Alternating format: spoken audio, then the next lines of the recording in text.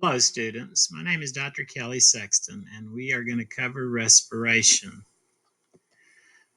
Let's take a look at the respiratory system. If you look at it, it's kind of a one-way system. Air comes in, and then air goes out the same way. Let's talk about the functions of the respiratory system. First of all, it's gas exchange. That's the major function. But it also does some other things. It assists in the sense of smell. It assists in speech. It can even help us get rid of excess heat and water. Think of a dog panting. And then finally, with every single breath we take, we adjust the acid-base balance of our blood. Another function is that we need to prevent or intercept dangerous airborne agents. So the respiratory system has to be designed in such a way to meet all of these functions. Oh, here is a cadaver picture of the lungs, and you can see the lungs inside the thoracic cavity. If you'll notice, the two lungs are not the same size. And if you remember from the heart is not located in the center of the chest, it's 2/3 to the left of center.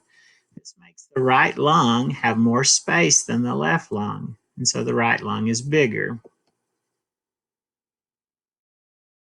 We talk about systems, we usually try to classify or divide them up. And there are two ways to talk about the respiratory system.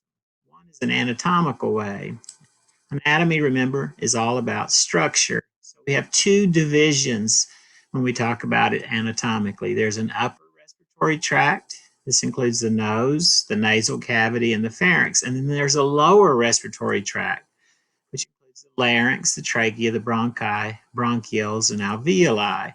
If you can find your Adam's apple, that is the larynx. So everything above that would be upper. Everything including that and lower would be the lower respiratory tract. And here's a picture showing you exactly how that is.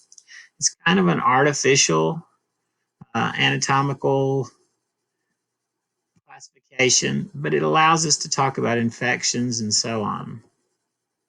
There's another way to talk about respiratory system, and that's a physiological way. Remember, physiology is all about function.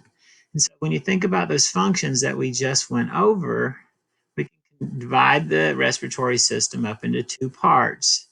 One part is called the conducting zone. And the conducting zone is like a giant air conditioning plant. There's no gas exchange taking place. It's not until you get way deep into the respiratory system where gas exchange happens. So the only part of the respiratory system that is part of this zone is the bronchioles, the alveolar ducts, and the alveoli. Another thing about respiration is it isn't just breathing. It's a combination of several different processes. Breathing is technically called pulmonary ventilation. Pulmonary ventilation is when we move air into and out of the lungs. But that's not enough. We have to somehow get the gases out of that air into our bloodstream. That's the second process, which is called external respiration.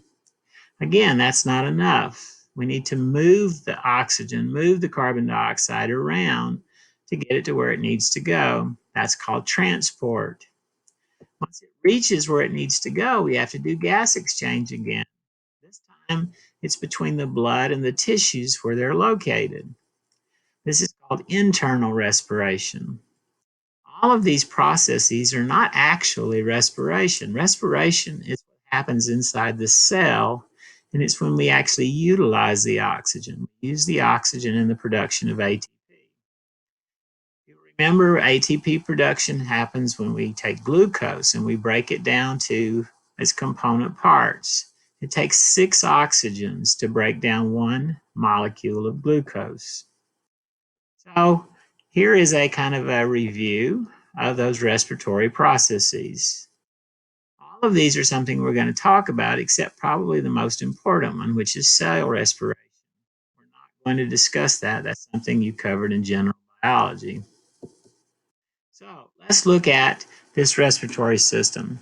Let's begin with the nose. So if you look at the nose, it's mostly cartilages and fibrous connective tissue. There are also two little bones, which are called the nasal bones. We learned those back in the skeletal system.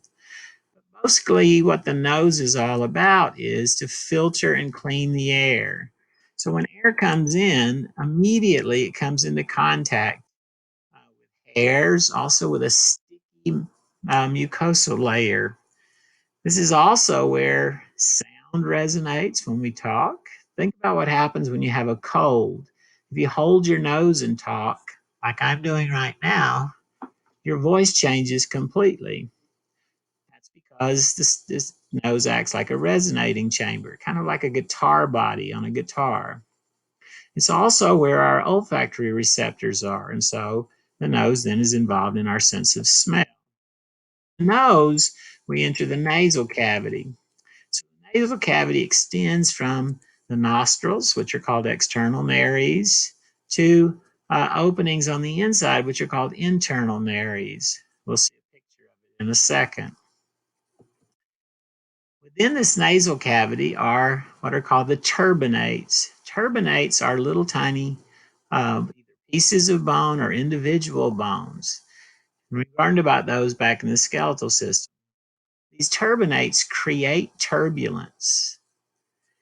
The reason we need turbulence is so that the air can come in contact with this pseudostratified columnar epithelium, which is sticky and has cilia associated with it. So if you look at this picture, you'll see the internal nares and the external nares. The area between them is the nasal cavity. You'll also see these conchae. There's a superior concha, a middle concha, and an inferior concha on each side. In between the conchae are what are called meatuses. And this is where the air travels through. This whole layer, this whole area is covered in that pseudostratified columnar epithelium. If you look at it, you can see it here. This is a low magnification of those turbinates, and you can see the pseudostratified columnar epithelium. If we blow it up, it looks like this. So look, there are a whole lot of goblet cells. If you remember goblet cells make mucus. So the mucus comes from the goblet cells and exits onto the surface of the tissue. And then the cilia, which you can see at the top of this slide, move the mucus. They move this mucus toward the back of your throat and you swallow it. Anything that comes in, hopefully, is going to get trapped in that mucus, moved into the digestive tract. You can get rid of it before it actually enters your body. There are also hollow spaces on either side of the nose. They're hollow spaces in bones, and they're named for the bone in which they're located. These are the sinuses. So we have frontal sinuses, sphenoid sinuses, ethmoid sinuses, and maxillary sinuses. Look at this picture, you can see the frontal sinuses located in the frontal bone, ethmoidal sinuses in the ethmoid bone, sphenoidal sinus in the sphenoid bone, and the largest of all these is in the maxilla, which is called the maxillary sinus. From the nasal cavity, we enter the pharynx. The word pharynx means throat. It's sort of a funnel-shaped tube of skeletal muscle. On one end, it's attached to the nasal cavity. On the other end, it's attached to the larynx and esophagus. So it extends basically from the base of the skull to around the fifth or sixth cervical vertebra. And so here you can see it. In this picture, you can see that the pharynx is divided up into three regions or divisions. This most superior part is called the nasopharynx. The middle part is called the oropharynx, and the most inferior part is called the laryngopharynx. So if we look at these three regions, they're not the same. If we look at the nasopharynx is very, very similar to the nasal cavity. Only air is supposed to go through here. It's strictly an air passageway. And so the tissue in the nasopharynx is identical with the tissue in the nasal cavity. It's the pseudostratified columnar epithelium. Very thin tissue. Again, it's going to be producing a lot of mucus. The mucus then is going to trap bacteria and viruses and dust and smoke particles and so on, anything that comes in with the air. And then hopefully we will move that stuff with these cilia to the back of the throat so it can be swallowed. If you Look at the middle part is the oropharynx, and it's located posteriorly to the mouth. So there's an opening between the mouth and this oropharynx. It's called the fauces. When you swallow, food or liquid goes through the fauces and enters the oropharynx. So the oropharynx, not only is it a passageway for air, it's a passageway for food and liquid. Well, food and liquid are much, much more abrasive than air is. So the tissue here is quite different. This tissue is not pseudostratified columnar, it's stratified squamous. So in this picture, you can see stratified squamous. Look at the number of rows of cells there are. There are hundreds of them. These outer rows then coming in contact with food and liquid, and they actually get rubbed off, but we quickly replace them with layers from below. The laryngopharynx is sort of a dividing point. Posteriorly, it turns into the esophagus. Anteriorly, it turns into the larynx. So if we look at it, it's also a common passageway for food and air, which means it's going to have that same kind of tissue as the oropharynx, stratified squamous epithelium. Well, if you look at this is a pathway where two things diverge. Food and liquid move posteriorly into the esophagus and down into the stomach. Air moves anteriorly into the larynx. Well, we don't want food and liquid entering this larynx. And so you can see a little trap door that closes when you swallow to prevent food from entering. That's called the epiglottis. Again, the tissue here is stratified squamous epithelium. Lots of layers of cells. As the upper ones are rubbed off, they're replaced by the lower ones. Air then enters the larynx. Sometimes the larynx is called the voice box. Well, the larynx actually has three functions. The most important one is to provide what's called a patent or open airway. In other words, air must be allowed to flow through here. It is always open unless you're actually swallowing so that air can move back and forth. Second function is to keep the food out of the respiratory system. Once food gets in there, there is no exit, and it's very difficult to get it back out. So there's a switching mechanism that routes the air and food into the proper channels. And then the third function, this is where your vocal cords are located. And so this is where voice production happens.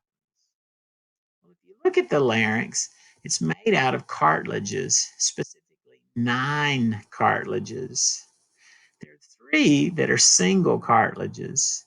There's the thyroid, the cricoid, and another one we'll see in a second, the epiglottis. And then there are 3 which are much smaller and they're paired. There's a pair of arytenoid, a pair of cuneiform, and a pair of corniculate cartilages. All of these are made out of hyaline cartilage. This is the same kind of cartilage that the ends of your ribs are connected to your sternum with. It's the same kind of cartilage that you find in your nose, and then it covers all of the ends of your long bones. The epiglottis, which is the 9th cartilage, is a different type. It's not hyaline, it's elastic cartilage. And if you remember, elastic cartilage has a lot of elastin fibers, which makes it have stretch and recoil. And so when you swallow, it covers it. And then when you stop swallowing, it pops back open. So here is a view of the larynx. This is an anterior view. And so if you see this, everything that's blue here, these are cartilages. Now, down at the bottom, we see tracheal cartilages. Those are not part of the larynx. But you can see the largest of the cartilages is the thyroid. The second largest, right below it, is the cricoid. You can also see a tip or a part of the epiglottis. If we turn it sideways and then do a section through it, then you can see these smaller cartilages, and you can also see what this epiglottis looks like. If we blow that up, let's find the thyroid, the cricoid. Now let's find the epiglottis. Those are the 3 unpaired. Although you can only see one of each, remember there are 2 cuneiforms, 2 corniculates, and 2 arytenoids. Each of these have muscles, and attached to them so that they provide a stable point of attachment. The other function, remember one of them, was voice production. Well, if you look at these arytenoid cartilages, there are fibers that are connected to it. They're sort of like ligaments made out of elastic fibers. They're called vocal folds or vocal cords. There's an opening between them, and that opening is called the glottis. They operate sort of like a guitar string. To make a guitar string produce sound, we pluck it and then it vibrates, and it's the vibration that produces the sound. The same thing happens here, except we don't pluck the vocal cords, we push air against it, and as air rushes up from the lungs, it causes them to vibrate. So if we look at this picture, we can see one picture where the glottis is open.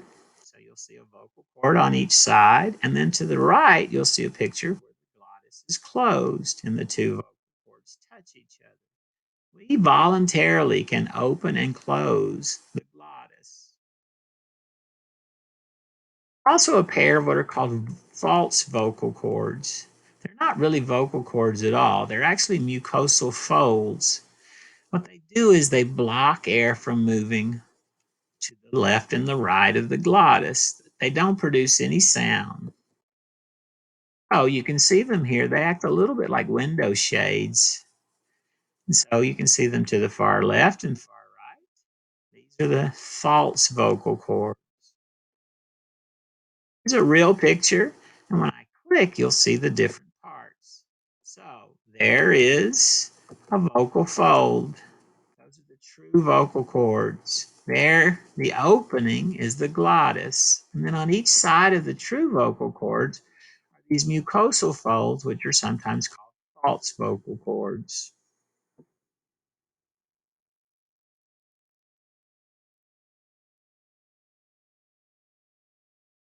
When we want to produce sound, what happens is we intermittently release air.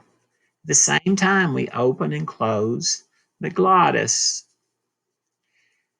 That produces sound. Well, we can change the sound by tightening or loosening the pitch. This is done by tightening or loosening the vocal cords, similarly to the same way that you would raise or lower the pitch on a guitar string by tightening or loosening the key. Loudness depends on how much force we push the air as it rushes across the vocal cords. More force equals a louder sound. The sound is produced, we shape the sound. And the shaping happens in the pharynx, in the mouth, by the tongue, the soft palate, and the lips. So here you can see what happens as a person speaks. So first you can see the glottis closed, then you can see the glottis open. And then muscles are going to tighten or slacken the vocal cords and increase or decrease the pitch. If you click on this, it'll take you to a YouTube video where you can watch people singing. We can see their vocal cords. There's also another one which describes what the vocal cords do. So here are normal vocal cords at the top. Well, sometimes vocal cords become irritated and inflamed. If you go to a football game or a concert and you do a lot of yelling, or if you happen to get an infection, vocal cords can become inflamed. And what happens is they swell up, they become very, very painful and also quite red, and it changes the pitch, it changes the nature of your voice. When it's bad enough, voice or sound production disappears completely. We call that laryngitis. From the larynx, we enter the trachea. The trachea is sometimes called the windpipe because what it does is it transports air from the larynx down to the bronchial tree. This is the larynx, and if you follow it, then you'll see that it's this tube. It's very flexible and mobile because we move our head and neck around. It's actually composed of three layers. It has an outer layer called an adventitia, And located in that layer are cartilages. They're sort of C-shaped rings of hyaline cartilage. And what they do is they prevent the trachea from collapsing. There's a middle layer called a submucosa, which is a connective tissue layer that supports the mucosa. The mucosa here is identical to the mucosa that we had up in the nasal cavity and in the nasopharynx. So if you look at this picture, you can sort of see this C-shaped cartilage, hyaline cartilage. You can see this submucosal layer, and then you can see the mucosa. That is pseudostratified columnar epithelium. Here's a picture showing all three. Blow up that pseudostratified. Again, it looks exactly the same as what we saw in the nasal cavity and the nasopharynx. So still, when air gets down here, it's still being cleaned. It's sticky. The cilia are going to move the trapped particles toward the back of your mouth where you swallow it. The trachea is attached to the bronchi. Right at the detachment, there's a section called the carina. And the carina has a ton of nerve endings. If something irritates the carina, we cough dramatically. As the air has moved through your nose, your nasal cavity, and larynx and trachea, it's been sort of conditioned. We've warmed it up, we've cleaned it from impurities, and it also has been saturated with water vapor. So the air is quite different than when it entered your nose. The trachea, we go into the bronchi. Bronchi go to each lung and they subdivide. They divide into secondary bronchi, which goes into a lobe of the lung.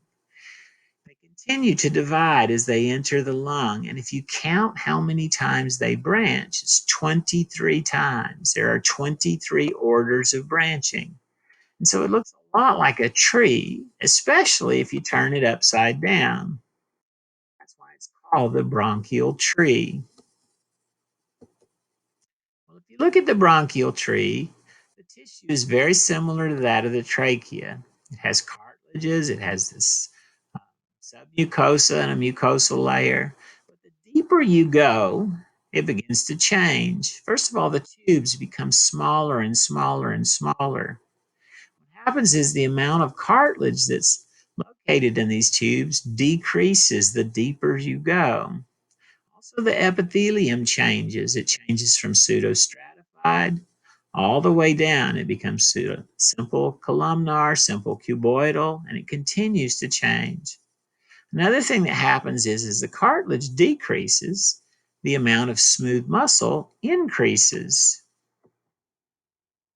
There are also differences between the bronchi.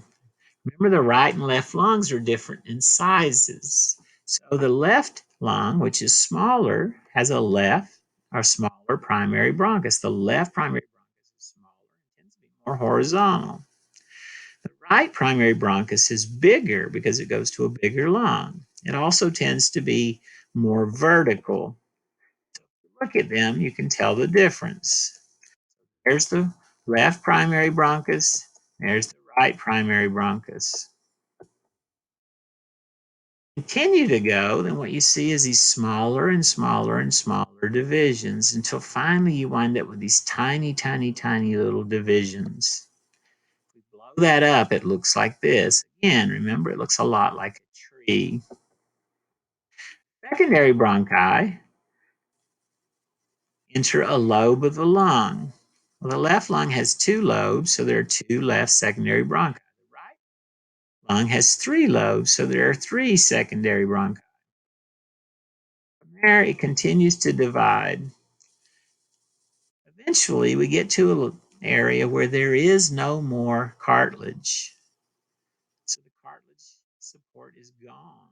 There are also no more mucus producing cells. There is a complete layer of circular smooth muscle, and the bronchioles have this cuboidal epithelium. So a bronchiole has no cartilage, it has lots of smooth muscle. So here's what a bronchiole looks like. You see these bands of smooth muscle that are running around. Because there's this circular band of smooth muscle, we can change the diameter of a bronchiole, much the same way that we change the diameter of a blood vessel. Blood vessels, that was called vasoconstriction and vasodilation. Here it's called bronchoconstriction and bronchodilation. Finally, as we continue to go down and get smaller and smaller and smaller bronchioles, finally the last bronchiole that we encounter as part of the conducting zone is called a terminal bronchiole. The very next bronchiole is called a respiratory bronchiole. This is the beginning of the respiratory zone. Remember, the respiratory zone is where we get gas exchange. So the respiratory zone only includes the respiratory bronchioles, alveolar ducts, and alveoli. Alveoli are tiny little hollow grape-like structures. There's on the average about 300 million alveoli in each lung. So they account for most of the lung's volume, and you get a huge, huge, huge surface area for gas exchange. This is what they look like. If you look to the left, you'll see as it gets lower down, we go from a blue color to a more tan color. The blue color represents cartilage. And so as you go deeper and deeper, remember there's less and less cartilage and more muscle. If you look on the right picture, you'll see the terminal bronchiole, the respiratory bronchioles, the alveolar ducts, and the alveoli. Alveoli are grouped together in bundles, which is called an alveolar sac. If we look at it for real, this is what it looks like. So again, you can see those component parts.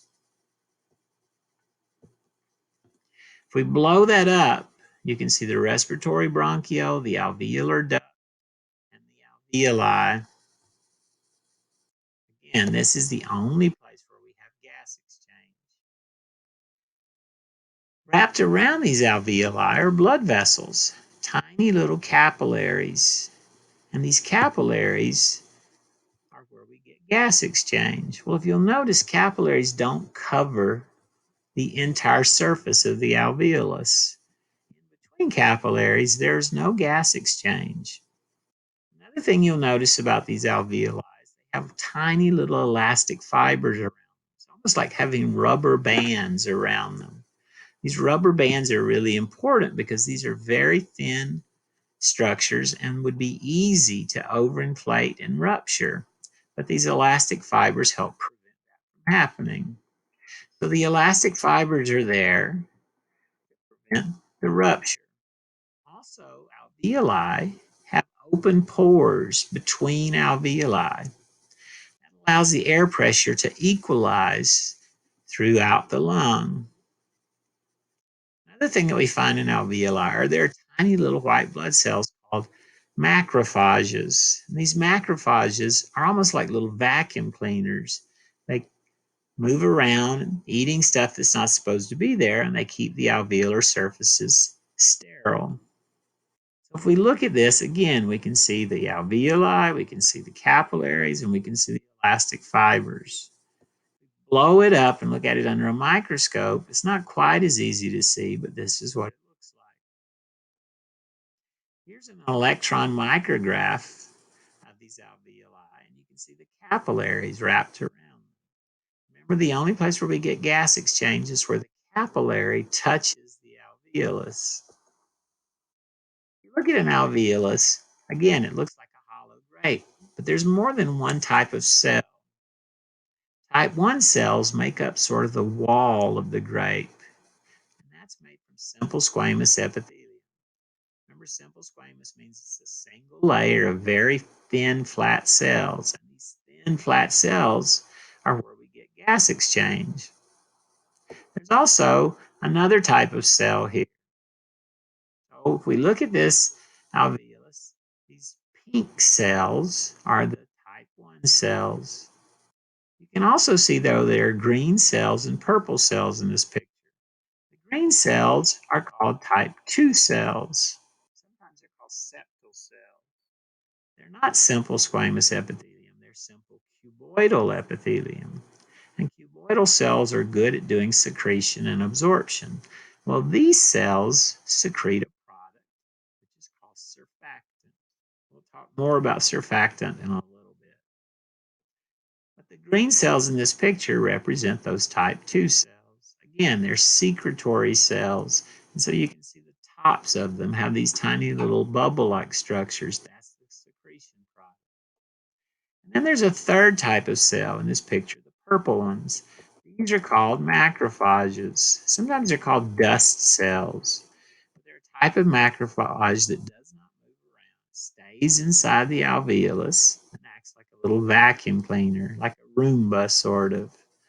And they remove dust and pathogens and so on. So when you look at this picture, the pink ones, type 1, the green ones, type 2, the purple ones, alveolar macrophages. If you look off to the right, you'll also see where we get gas exchange. So you'll see a capillary touching the alveolus. Again, where the capillary touches the alveolus is where we're going to get gas exchange. The gases move down their gradient. Let's look at this respiratory membrane. It's extremely thin. It's only about a half a micron in thickness. It's composed of layers. There's a thin layer of surfactant. And then there's the epithelium of the alveolus and the epithelium of the capillary, which are fused together. Again, it's only about a half micron in thickness. This is important because remember, gases move due to diffusion. And diffusion only works across short distances. So, in this picture, you can see that as blood enters the lung, it flows through the capillary. Notice that in the beginning in the picture, the blood is quite blue. It's low oxygen and high carbon dioxide. As it goes by the alveolus, we're going to get gas exchange. It happens by diffusion, and diffusion only works from high concentration to low concentration. Since there's more carbon dioxide in the blood than in the air, carbon dioxide moves from the capillary into the alveolus. Since there's more oxygen from the air than there is in the blood, oxygen moves from the air into the capillary. And by the time the blood leaves the capillary, look at it, it's quite red. It's high oxygen.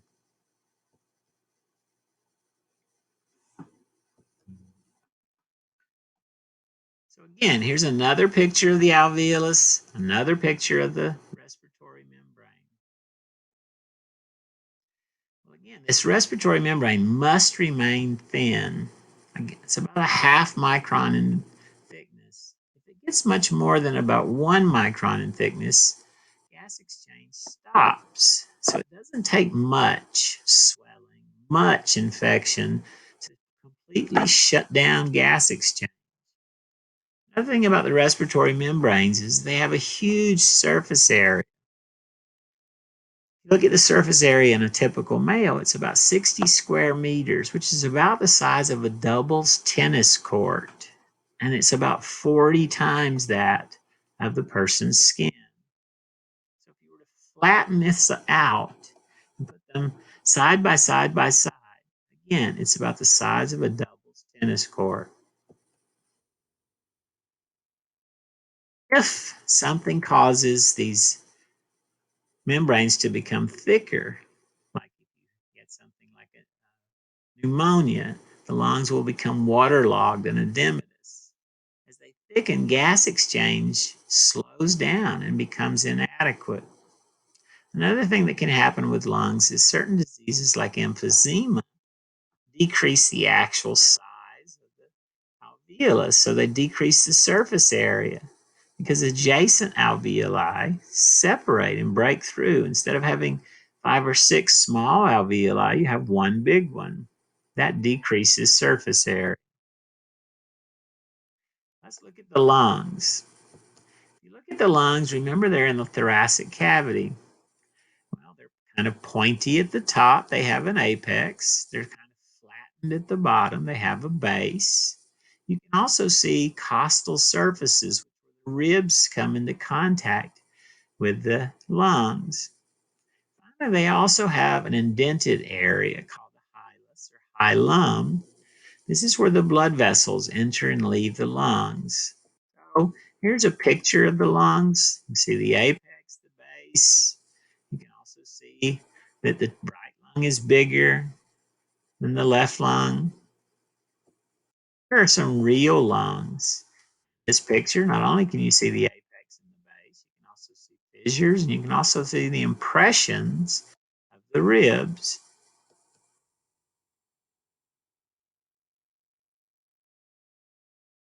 Now remember the left lung, part of its space is actually occupied by the heart. The heart produces an impression or a notch on that lung. It makes it smaller. So the left lung only has room for two lobes. So there's an upper lobe and a lower lobe. What separates the two lobes is a fissure called the oblique fissure. The right lung, having more room, has three lobes. And so there's an upper, middle, and lower lobe. These are separated by two fissures, an oblique and a horizontal fissure. Here you can see these fissures. And out the fissures. Here again is the lungs inside the thoracic cavity. And again, look how obvious it is that the right lung is bigger than the left one. Around the lungs is a set of membranes. These are serous membranes or serosa. Remember, serosa have two layers. One layer is adhered to the wall of the cavity. It's called the parietal pleura. One layer is adhered to the lung itself. It's called the visceral pleura. So if you look at this, you'll see both the pleura folded away. So the outer one is this parietal pleura. The inner one, which is actually adhered to the lung itself, is the visceral pleura. Here is a transverse section through the thoracic cavity. Again, you can pick out the parietal and visceral pleura. Each lung is contained within its own pleural cavity. So again, the visceral pleura covers the surface of the lung. It helps to divide this thoracic cavity into chambers. And you can see the two pleura, and you can see the pleural cavity between.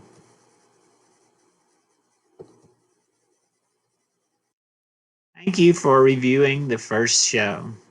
Please move on to the next one.